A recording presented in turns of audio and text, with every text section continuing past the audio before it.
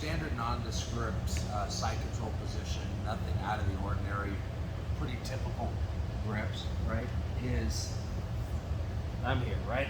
So my knees are wide, I got knee at the hip, I got the knee at my elbow, got my head underhook crossface sort of situation, got the underhook on his arm. Here, generally I'm gonna have a gable grip with my hands, and I'm kind of holding him, keeping him from, keeping him from a hip escaping the situation. A collar grip for a lapel choke is actually available to me without even really doing anything.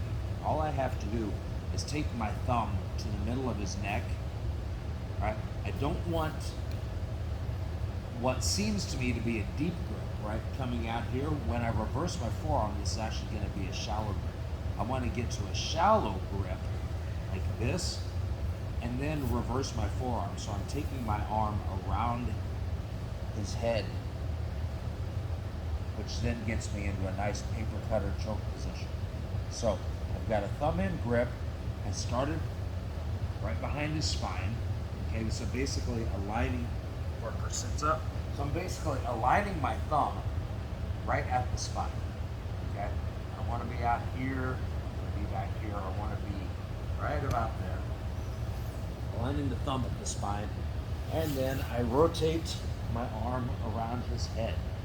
So now at this point, I'm going to go to like a 99 kilo side control. I'm going heavy with my chest on his, and I'm taking my hips to the outside so that this hand can pass to the underside and shoot through for the collar again under his armpit. I'm going to drag the collar with my right hand toward his shoulder, drop this elbow underneath his chin, and hit my paper cutter choke. Here in side control, just standard, active toes, wide knees, pulling him tight to my hips. My thumb aligned with the spine. Now remember, same as anything, if his gi is packed really tightly toward his back, right, I can always shake it out. It's like this. And now rotate the forearm around, strong grip, drop my elbow into his shoulder, and I go 99 kilo. And passes under the shoulder, grab his collar grip here, dropping my elbow and squeeze. Just try to stretch his collar. You'll have a mental tendency to look at this like you're trying to cut across his trachea with your forearm. And that doesn't hurt your goal. But that's not really where this is. This is a lapel choke.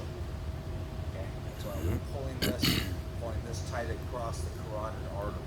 And as we start dropping our elbow, we want to think about stretching the collar behind his neck, dropping the elbow to the ground.